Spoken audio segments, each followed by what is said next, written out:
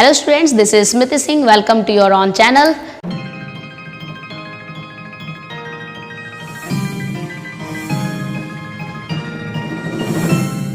The same topic, human digestive system, that is in series. Okay, in last video I taught you about the ingestion, digestion, absorption, assimilation and excretion process in short. Okay, today I will teach you these all small steps and these short steps in long processes with details. Okay, so ingestion already I taught you. If you never seen even right now, then you watch it right now, then you understand this lecture very well. Okay, तो इससे पहले का video आपने अगर नहीं देखा है तो बहुत अच्छे तरीके से आपको तब समझ आएगा जब आप पिछली वीडियो आप देख लोगे. तो पिछली वीडियो आप देख लीजिए, तब आपको ये बहुत अच्छे तरीके से समझ आएगा. इसके पहले के स्टेप्स को मैं लास्ट लेक्चर सीरीज में समझा चुकी हूँ. ठीक है, तो आज इस ह्यूमन डाइजेस्टिव सिस्टम का थर्ड लेक्चर है, जिस थर्ड लेक्चर का टॉपिक है डाइजेशन. ओके, सिंपली मैं आपको लास्ट वीडियो में बताई थी कि जो ह्यूमन डाइजेस्टिव सिस्टम्स हैं, जिसमें जितने सारे इसमें पार्ट्स इन्वॉल्व हैं, जितने भी इसमें ऑर्गन इन्वॉल्व हैं इस कंप्लीट सिस्टम के अंदर, ये कंप्लीट सिस्टम में प्रोसेस स्पेशली डाइजेशन का हो रहा होता है. तो इस डाइजेशन में और भी छोटे छोटे स्टेप्स इन्वॉल्व होते हैं: ingestion, digestion, absorption, assimilation and excretion. Okay, so all these short steps I will teach you in the details. So today I'll teach you digestion. Okay, digestion is what? Digestion is simple process. It is the process of making the complex food into the simpler. Okay, so this complex food is what? Carbohydrates, proteins, lipids, vitamins, these all are in complex form. So this form of food our body never accept. Okay, ये सारे जो food particles हैं ये complex हैं, ये हमारा body उसको absorb नहीं कर पाता. तो इन सारे कॉम्प्लेक्स फूड को सिंपलर फूड में कन्वर्ट करना होता है. ओके, तो ये जो सिंपलर फूड में कन्वर्ट करने का प्रोसेस होता है, इस कन्वर्सन प्रोसेस को हम लोग डाइजेशन बोलते हैं. Okay, and this digestion process starts from buccal cavity. जो आपका ये बकल कैविटी है, वहीं से ये डाइजेशन प्रोसेस शुरू हो चुका होता है. Okay, and it and at the large intestine. तो ये डिपेंड करता है कि किस तरह के मॉलिक्यूल्स हैं, किस तरह के न्यूट्रिएंट हैं. वो न्यूट्रिएंट पे डिपेंड करता है कि ये कहाँ पे डाइजेस्ट होगा और किस जगह पे ये डाइजेशन प्रोसेस स्टार्ट होगा और कहाँ पे ये एंड करेगा. Okay, but this all completely starts in mouth and and in the large intestine. Okay, so now see actually क्या है ना, ये डाइजेशन प्रोसेस यहाँ तक तो मैं आपको कल समझा ही चुकी थी लास्ट वीडियो में कि बकल कैविटी में क्या प्रोसेस हो रहा है, फिर फेरिंग्स से क्या हो गया, एसोफेगस से क्या हो गया, already taught. Now we are going to learn about the stomach. वहीं से हमारा फिर नेक्स्ट डाइजेशन प्रोसेस शुरू होगा. तो सिंपली क्या हो रहा है कि जो ये एसोफेगस है, फूड पाइप, इससे पेरिस्टाल्टिक मूवमेंट होकर फूड जो पार्टिकल्स हैं वो फूड पार्टिकल्स स्टमक में आ चुके हैं. ठीक है, तो स्टमक में जो फूड पहुंच गया है उसका क्या होगा, वो फूड जो यहाँ पर आ चुका है ग्राइंडेड फूड, अब वो ग्राइंडेड फूड में वहाँ पे एंजाइम एक्शन होगा, कुछ केमिकल रिएक्शन होगा, जिससे कि वो फूड पार्टिकल्स और भी ज़्यादा वो ब्रेक डाउन करेंगे और भी ज़्यादा वो मेल्ट होगा. तो सिंपली क्या होता है ना इसमें कि स्टमक के जो वॉल हैं, वो स्टमक के इनर वॉल में यहाँ पर कुछ ग्लैंड्स होते हैं. Specially these are 3 glands. Already I written here 3 tubular glands. 3 tubular glands होते हैं and this 3 tubular glands release 3 kinds of gastric juices. ठीक है, तो स्टमक में क्या हो रहा है, ये जो चीज़ें लिखी हुई है, ये लिखी हुई है स्टमक के लिए. ओके, जो कि फूड पाइप के नीचे इधर आपका स्टमक मिलेगा, जो कि एक ग्लैंड ही है, जिसके अंदर आपको 3 ट्यूबुलर ग्लैंड्स मिलने वाले हैं. वो 3 tubular glands 3 types of gastric juices release करता है and that is HCl, enzyme, pepsin and the mucus. Okay, तो हाइड्रोक्लोरिक एसिड रिलीज हो रहा है स्टमक से एंजाइम, पेप्सिन रिलीज हो रहा है एंड द म्यूकस रिलीज हो रहा है. तो इन तीनों का क्या रोल है डाइजेशन में, जो स्टमक से ये 3 एंजाइम रिलीज हो रहे हैं उसका रोल क्या है. सिंपली इसके अंदर जो ट्यूबुलर ग्लैंड्स लगे हुए हैं, 3 ट्यूबुलर ग्लैंड्स, उसमें से जो रिलीज हो रहा है pepsin, enzyme, mucus and HCl, what is the role of it. Simply HCl जो है ना, ये एसियल हाइड्रोक्लोरिक एसिड है, तो सिंपली ये एक एसिड है और ये एसिड का काम होता है इस एंजाइम पेप्सिन को बिल्कुल ही ब्रेक डाउन करना, जिसका फंक्शन है कि ये पेप्सिन क्या कर रहा है ना, प्रोटीन को डाइजेस्ट करने में हेल्प करता है। जो फूड के थ्रू हम लोग प्रोटीन लेते हैं उस प्रोटीन को डाइजेस्ट करने में, ये प्रोटीन को डाइजेस्ट करने में पेप्सिन हेल्प कर रहा होता है। इस पेप्सिन को और ज़्यादा एक्टिव और सिंपल वे में करने के लिए HCl की ज़रूरत पड़ती है, और वो HCl और पेप्सिन मिल करके प्रोटीन को अच्छे तरीके से मेल्ट करता है और उसको डाइजेस्ट करने में हेल्प करता है। Okay, and what is mucus? Mucus is a adhesive like, एक चिपचिपी जैसी कंटेंट होती है जो एल्कलीन नेचर का होता है, एल्कलीन नेचर का, ठीक है। तो ये एल्कलीन नेचर का होता है, जिसमें कि क्या है ना, ये mucus inner wall of stomach ये रिलीज होता है म्यूकस, और ये म्यूकस एसिडिक जो HCl रिलीज हो रहा है स्टमक के अंदर, उससे ये रिएक्ट करके उसको न्यूट्रल में कन्वर्ट करता है, ताकि ये जो आपका स्टमक है, ग्लैंड है, उस ग्लैंड में किसी तरीके से एसिड की वजह से पोर्स ना बने। ओके, तो simply HCl is the concentrated acid, ठीक है। तो यहाँ पे ये कंसंट्रेटेड फॉर्म में तो नहीं है, लेकिन ये HCl आपके स्टमक वॉल के लिए हार्मफुल हो सकता है, ठीक है। जब वो वॉल के अंदर अटैक होगा अगर इसका, तो वो उसके वजह से इसमें पोर्स बन सकते हैं, अल्सर क्रिएट हो सकता है।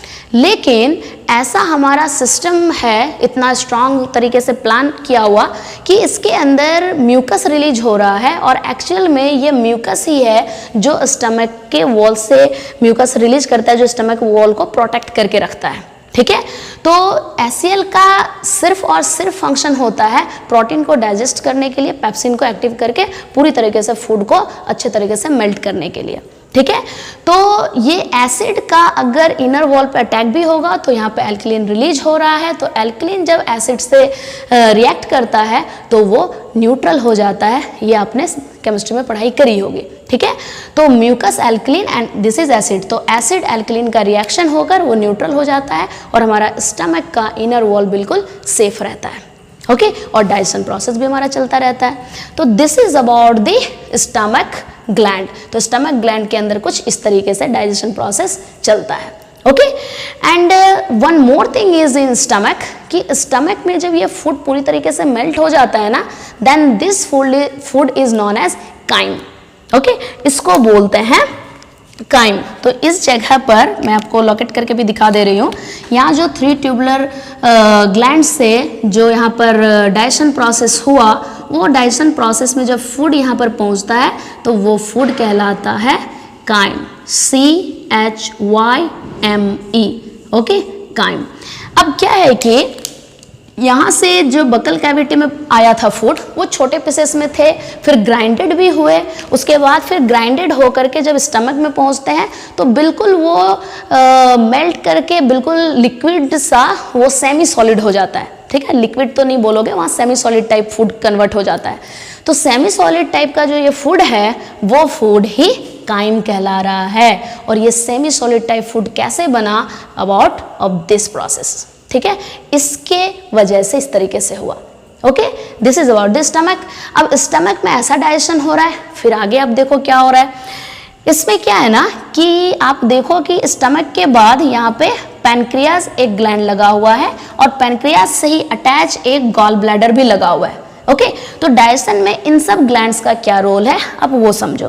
पैनक्रियाज से भी रिलीज होते हैं pancreatic juice, okay.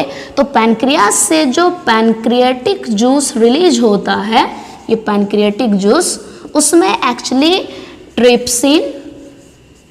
Trypsin lipase release होता है, okay. Pancreatic juice, trypsin, lipase, ये रिलीज होता है।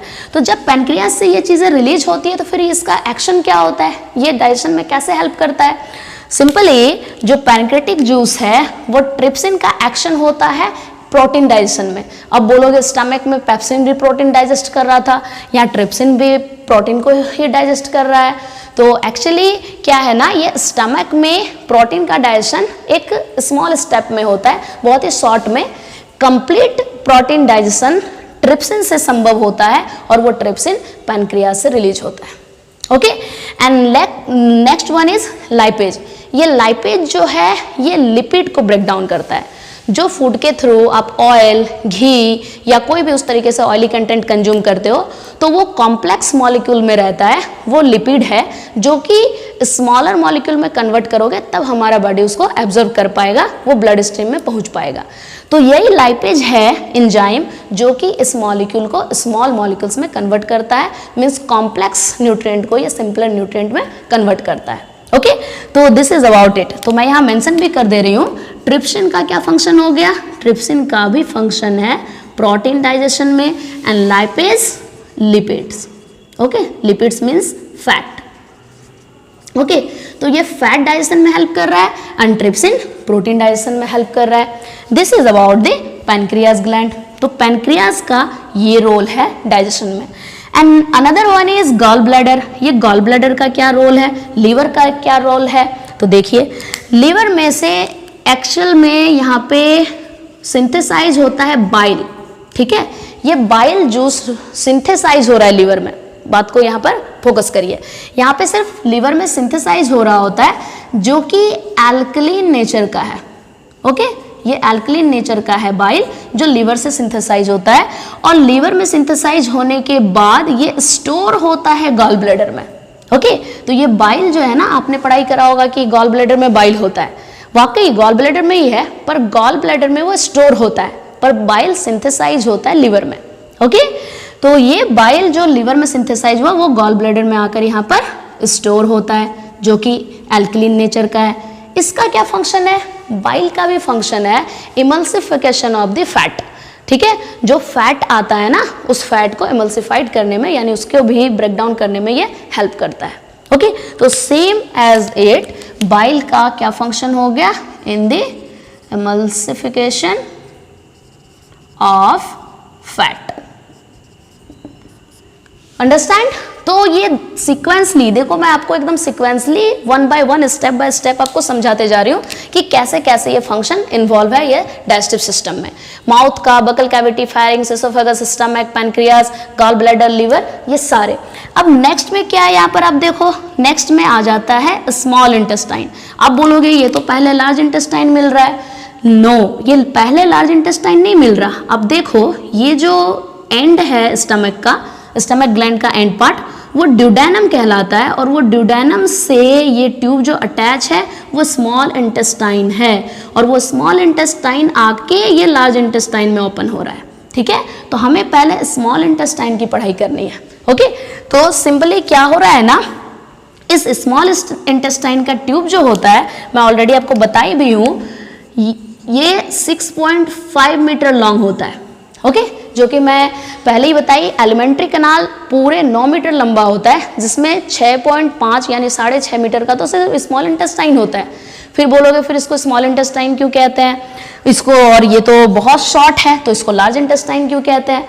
Simply small intestine is known as small intestine, why? Because of their narrow nature.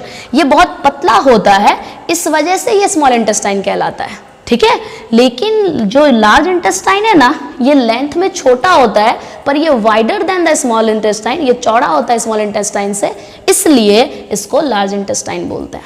Okay, understand?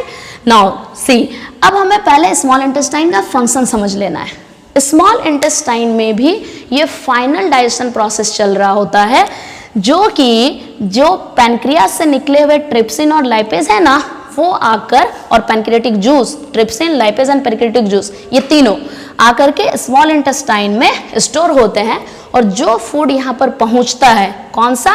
Crime. Food अब यहाँ पे काइम बन चुका है। वो काइम जो यहाँ पे एंटर हो रहा है स्मॉल इंटेस्टाइन के अंदर, उस पर ट्रिप्सिन और लाइपेज, पैनक्रियाटिक जूस का एक्शन होता है, और इस एक्शन से अब वो फूड काइल में कन्वर्ट होता है। ओके, अब यहाँ पे क्या फूड में कन्वर्सन हो रहा है, यहाँ पे स्मॉल इंटेस्टाइन में फूड काइल में कन्वर्ट होता है, CHYLE। ओके, ये काइम है और ये काइल है, क्योंकि ये जो काइम था वो सेमी सॉलिड था, अब ये कंप्लीटली फूड लिक्विड में कन्वर्ट हो चुका होता है। ओके, अब यही काइल है जहाँ से न्यूट्रिएंट अब एब्जॉर्ब होना शुरू होगा, क्योंकि ये फाइनल स्टेप है डाइजेशन का, जो कि कॉम्प्लेक्स फूड थे वो कंप्लीटली सिंपलर फूड में कन्वर्ट हो चुका है, जो कि अब हमारा ब्लड उसको एब्जॉर्ब करने लायक बन चुका है। ठीक है, तो डाइजेशन प्रोसेस यहाँ पे एंड हो गया एज अ काइल, वो काइल के रूप में। अब यहाँ पर डाइजेशन का नेक्स्ट स्टेप होगा एब्जॉर्प्शन। Okay, absorption. तो एब्जॉर्प्शन मैं आपको लास्ट वीडियो में भी समझाई हूँ। क्या है एब्जॉर्प्शन? इज सिंपली, ये एक इंग्लिश वर्ड है, आपको समझ ही आ रहा होगा, एब्जॉर्ब करना, समथिंग एक्सेप्टिंग, तो कुछ चीज़ों का अंदर की तरफ ले रहे हैं, दैट इज एब्जॉर्प्शन। तो यहाँ जो काइल था उसमें जो न्यूट्रिएंट थे, सिंपलेस्ट न्यूट्रिएंट, वो न्यूट्रिएंट अब यहाँ से एब्जॉर्ब होने शुरू होंगे through to the blood stream. Okay, अब ये कैसे होता है उसको आप थोड़ा समझ लो। एक्चुअली जो हमारा स्मॉल इंटेस्टाइन होता है वो नैरो ट्यूब, उस नैरो ट्यूब के अंदर का स्ट्रक्चर जब आप देखोगे तो उस स्ट्रक्चर के अंदर, जैसे ये नैरो ट्यूब है, ठीक है, इस नैरो ट्यूब के अंदर छोटे छोटे फाइब्रस लाइक स्ट्रक्चर मिलेंगे। That fibrous like structure is known as villi. Okay, VILLI। तो ये जो विलाई स्ट्रक्चर होता है, जो फाइब्रस लाइक स्ट्रक्चर है, वो इस न्यूट्रिएंट को एब्जॉर्ब करता है और इसको ट्रांसफर करता है to the blood stream. Okay, and this is known as absorption. जब विलाई कहाँ पर है? स्मॉल इंटेस्टाइन के इनर वॉल पर। ठीक है, स्मॉल इंटेस्टाइन के इनर वॉल पे आपको विलाई मिलेगा। वो विलाई उस सिंपलेस्ट मॉलिक्यूल्स ऑफ फूड को एब्जॉर्ब करेगा और उसको ब्लड स्ट्रीम में ट्रांसफर कर देगा। This is absorption. Okay, after absorption the next step is assimilation. Okay, now see again, next one is assimilation. Assimilation, what is it? अब assimilation क्या है? Assimilation means the food particles which enters in the blood stream need to transfer into the cells. Okay, क्योंकि जो भी food particles blood में पहुंचे हुए हैं, वो फैट मॉलिक्यूल, कार्बोहाइड्रेट के मॉलिक्यूल्स, प्रोटीन के मॉलिक्यूल्स, तो वो सारे ब्लड में ही थोड़ी ना रहेंगे, और ब्लड के लिए वो हमारा बॉडी उसको एब्जॉर्ब ही नहीं किया। आपके बॉडी में जितने सारे सेल्स हैं, ठीक है, ईच एंड एवरी सेल्स, वहाँ पर इसको एंटर होना है। ओके, तो ब्लड स्ट्रीम एक सिर्फ ट्रांसपोर्टेशन सिस्टम है जिसके थ्रू हर एक टिश्यूज को, हर एक सेल को ये फूड न्यूट्रिएंट पहुंचाना है। ठीक है, तो इसमें एसिमिलेशन प्रोसेस में यही हो रहा है कि ब्लड स्ट्रीम से उसको जब हर एक सेल के अंदर डिफ्यूज करते हैं फूड मॉलिक्यूल्स को, this is known as assimilation. आपके बॉडी में जितने भी सेल्स हैं, पूरे बॉडी के अंदर हर एक सेल के अंदर जब ये एंटर कर जाएगा, this process is known as assimilation. Okay, अब एसिमिलेशन के बाद क्या होगा? वहाँ पे जितने फूड मॉलिक्यूल्स पहुँचे हुए हैं सेल के अंदर, उस सेल के अंदर उसका रिएक्शन होगा, फिर उससे हीट जनरेट होगा, उससे सेल्स को एनर्जी मिलेगी एंड मल्टीपल फंक्शन, वहाँ पे जितने आपके ग्रोथ के फंक्शन चलेंगे, सेल डिवीजन के फंक्शन चलेंगे और बाकी चीज़ें। अब जब ये अंदर में सारे प्रोसेसेस होंगे, केमिकल रिएक्शन होना शुरू होगा, तो उस रिएक्शन के दौरान बहुत सारे वेस्ट प्रोडक्ट भी जनरेट होते हैं। जो वेस्ट प्रोडक्ट यानी कि जो हमारे बॉडी के लिए हार्मफुल है, हमारे लिए ज़रूरी नहीं है, उसको हमें एक्सक्रीट भी करना पड़ता है। ठीक है, हमें उसको उस सेल से बाहर निकाल करके बॉडी से आउटसाइड, उसको आउटसाइड करना होता है। तो एसिमिलेशन के बाद का स्टेप आपका इजिशन का स्टेप आता है। ठीक है, so now I will teach you about the egestion. तो डाइजेशन क्या है, एब्जॉर्प्शन क्या है, एसिमिलेशन क्या है, I taught you very well. Now next step is egestion. Let's see about the egestion. Egestion is the word for egesting something, यानी कि कुछ आपके बॉडी से कुछ बाहर की तरफ निकल रहा है, उसको हम लोग इजिशन बोलते हैं। तो हमारे बॉडी से वही चीज़ आउटसाइड होगा जिसकी हमें ज़रूरत नहीं है, वो वेस्ट प्रोडक्ट्स होंगे। ठीक है, तो कौन कौन से वेस्ट प्रोडक्ट होंगे वो भी पता होना चाहिए। First of all, egestion is also known as defecation. Okay, ये आपको एमसीक्यूज में पूछा जाता है या वन वर्ड में, तो इसको आपको पता होना चाहिए। Egestion is also known as defecation. अब इजिशन जो इजेस्ट होगा, जो हमारे बॉडी से आउटसाइड आएगा, वो वेस्ट होगा। ठीक है, तो वेस्ट हमारे बॉडी में क्या है? वेस्ट इज एज स्वेट, एक स्वेट के रूप में होगा, एक फेकल मैटर के रूप में होगा, ठीक है।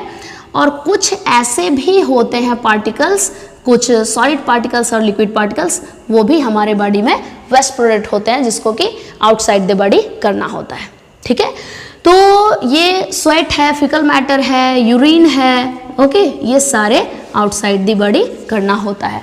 And what is about it, ये कैसे आउटसाइड ऑफ द बॉडी आएगा? Sweat we know very well कि ये स्किन में छोटे छोटे पोर्स होते हैं, टाइनी पोर्स, वो वहां से आउट होता है ना।